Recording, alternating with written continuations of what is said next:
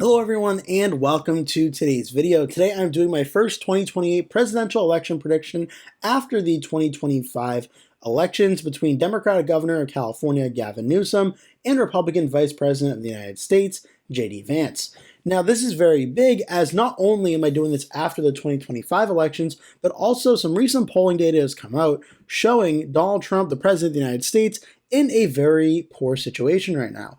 At minus 12.7%, it is the lowest point of Trump's second term thus far in overall approval numbers, and puts him right around where he was when he lost to Joe Biden in the 2020 election at this current point in time, only roughly 9 to 10 months in to his second term. It also shows for 2026, the Democrats polling at plus 4.8, near their high for the best going into the 2026 midterms. Now, obviously, a presidential election is going to be different than a midterm election, but I want to do a 2020 election prediction based on where things are looking right now, including after the 2025 elections, where Mikey Sherrill defeated Jack Ciattarelli by nearly 15 points in the state of New Jersey, and where Abigail Spanberger won against Winsome Sears by over 15 points in the governor election there. So without further ado, let's get into the states that I view as safe for Gavin Newsom and JD Vance of 15% or more. And there are actually a very good number of them for 2028.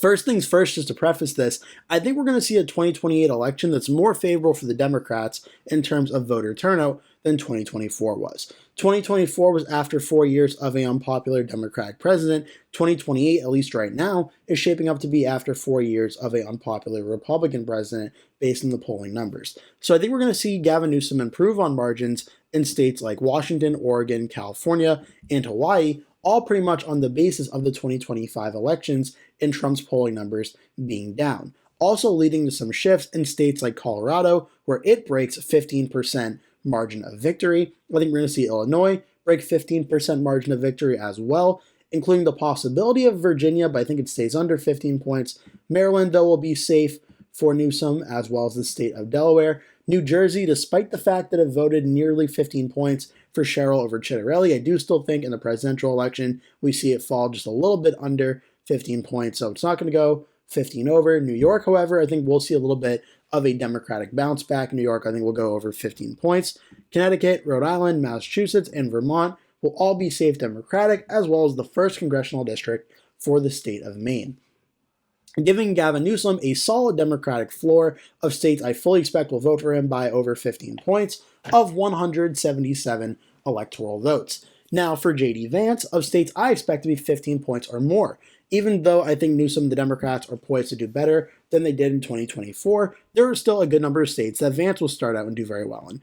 Utah, Wyoming, Idaho, Montana, North and South Dakota, Nebraska at large and its 3rd district, Kansas, Oklahoma, Missouri, Arkansas, Louisiana, Mississippi, Alabama, Tennessee, Kentucky, Indiana, West Virginia, South Carolina, and after 4 more years of population growth, the state of Florida, I think will all be safe for the Republicans, putting all the states for JD Vance up to 155 safe for Vance. So now we go to the states that I view as likely for Newsom and Vance. These are going to be states that fall between that 15 and 5% margin of victory. Probably on the higher end starting out.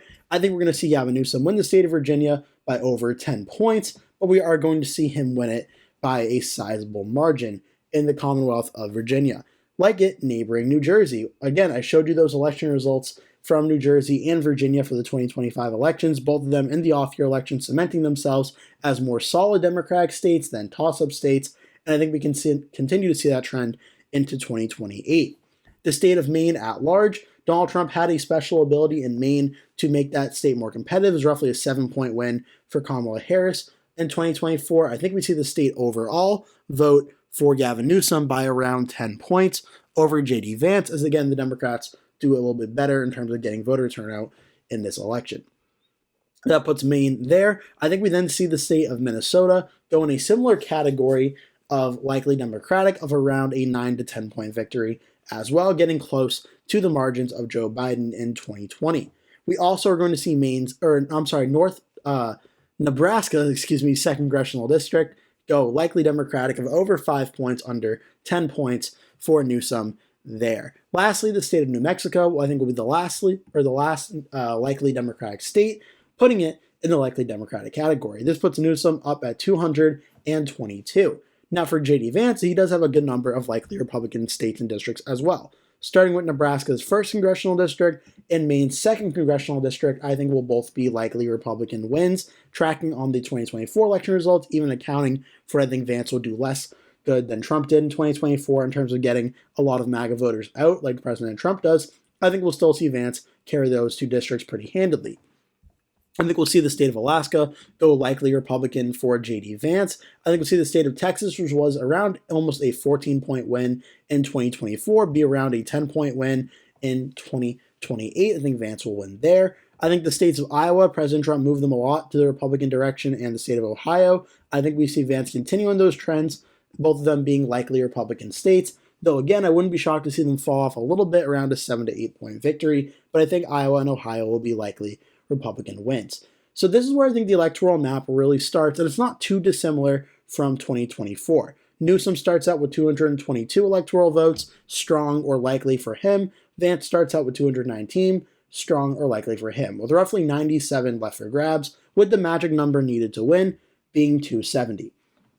Now, I do believe every single state that's up on this were considered toss-up states, and all were under 6 points margin of victory in 2024. I say 6 points because they all would have been under 5, but Arizona went for about 5.5% for Donald Trump over Kamala Harris. The rest of them were all under 5 points. So I think for 2028, given that I think the election will be more Democratic friendly than 2024, I think we're going to see all 5 of these states fall under 5% margin, or all of these states, fall under a 5% margin of victory. I'll start in the West Coast, where Nevada's had Gavin Newsom as its neighboring governor for a while now, and I think there certainly are a lot of voters in Nevada who are Democrats who would love to vote for Newsom, but a lot of voters who fled California into Nevada that are Republicans and independents that will not want to vote for Newsom. So Nevada, I think, is going to be a very interesting battleground state to watch for, as that could be sort of a microcosm of how this election could be going. Now, ultimately, I think it's very close. Donald Trump made a lot of very important gains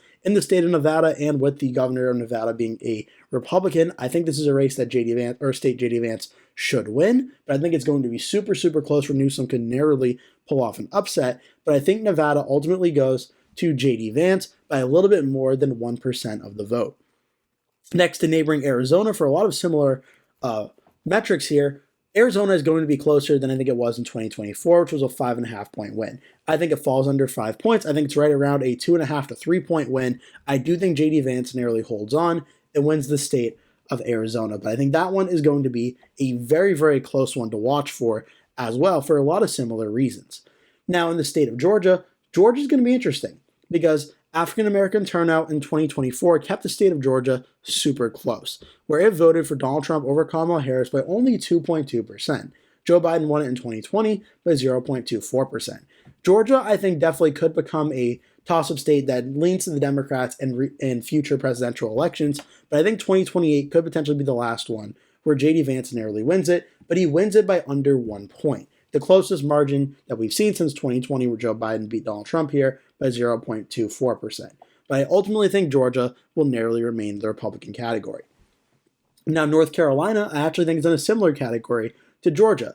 It's a Republican-leaning swing state that's voted Republican at the presidential level, mostly in recent years from the 2000s, but is certainly, based on demographic developments, especially in the Charlotte area, trending towards the Democrats. So North Carolina could potentially get very close in 2028, and Gavin Newsom may potentially be able to flip it from JD Vance. But given that I voted for Trump over Biden in 2020, even without Trump at the top of the ticket, I think Republicans and JD Vance do strong enough to win the state of North Carolina, but they do, or the JD Vance does win it by a little bit more than 1 point, about 1.5% in North Carolina.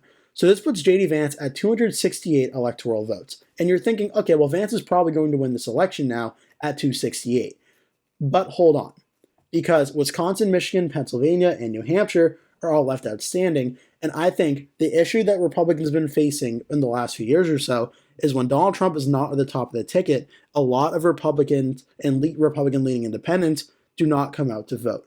And this is where I think things are going to get very tricky and where Gavin Newsom may potentially pick up here. Newsom, I think, is going to go into a state like New Hampshire, probably do decently well, in the early primary state and ultimately win the state by around 4.5%, right around that margin, about 2 points better than Kamala Harris did in 2024. This puts Newsom at 226. Now, of these three Rust Belt states, the state that's been the closest of the three in recent years was Wisconsin. It's voted tilt Republican in 2024, 2020, and 2016. So I think Wisconsin is the true toss-up of the three. Now, ultimately, what's indicative of this state is I think we're going to see a little bit of a resurgence of Democratic turnout in the Madison area and in the Milwaukee area and the surrounding counties around Madison. Just enough for Gavin Newsom to narrowly win the state of Wisconsin by under 1 point in the tilt Democratic category. A state where Newsom and Vance are going to fight for viciously the state of Wisconsin. I think Newsom will have enough of a Democratic voting turnout edge to narrowly win the state of Wisconsin. Now, neighboring Michigan is interesting because Michigan actually voted to the right of Wisconsin in 2024 for Trump versus Harris. But in 2020, it voted to the left of Wisconsin for Biden over Trump. So Michigan's going to be an interesting state to see in the post-Donald Trump at the top of the ticket era how it ultimately does. Does it continue to be more red than Wisconsin, or without Trump, does it go back to being more blue? For this election prediction, I'm banking on it going back to being a little bit more Democratic. And Michigan, I think, ultimately would go in the lean Democratic category of around that 1.5 to 2 point win for Newsom over Vance. Leading the Commonwealth state of Pennsylvania, the state that has decided the presidential election in 3 straight elections now in 2016, 2020, and 2024 to once again decide the election. Neighboring home state to JD Vance from Ohio, but President Trump and JD Vance as president and vice president for 4 years. How the economy is doing, I think, is going to be the top issue. How affordability and inflation are doing are going to be the top issue. And based on this how the things are currently going right now with Trump's approval ratings and with the state of the economy in the country right now, that very narrow victory in 2024 of 1.7% for Trump over Harris, lean Republican, lean Democrat in 2020 for Biden, 1.2%. In 2016, 0.72%. I think we're going to see just enough voters will come out for JD Vance, but just enough that voted for Trump may stay home, where Gavin Newsom narrowly pulls off the upset in Pennsylvania, joining Wisconsin and voting under 1 point, and giving Gavin Newsom the narrowest election victory for a president in the history of the United States. Newsom getting 270, JD Vance 268, reflecting a very split and divided country heading out of the Donald Trump era, where he is not at the top of the ticket, but his policies and his chosen successor are. You see a lot of these swing states continue to vote for Donald Trump, and some like North Carolina and Georgia come very close to flipping, but ultimately Newsom runs the trifecta of Rust Belt states and narrowly wins this election. Now, it is possible that Georgia could flip, North Carolina, Arizona, and Nevada could all flip, and I would certainly understand the arguments for why that could be, but ultimately I think at this current point today, we're obviously still a few years out from 2028 before the chatter on 2028 starts to get serious. But going into this election, I would have said I think Vance will beat Gavin Newsom. Now with the way the economy is doing, with a lot of the affordability issues and inflation issues, I think we're still going to see a Democratic resurgence in 2028 without Trump at the top of the ticket, and it will be just enough for Newsom to nearly defeat JD Vance at this current point in time. But I'm interested to hear what you think. Leave your thoughts in the comment section down below. Who do you think will win between Newsom and JD Vance in 2028? And how about this one? For 2028, who do you think and who do you want to be the Democrat and Republican candidates for 2028? Who do you prefer? Leave all that down below. Thank you so much for watching. Please remember to hit like and subscribe. Check out some of the other videos that I've posted on this channel, and I hope to see you in a future video.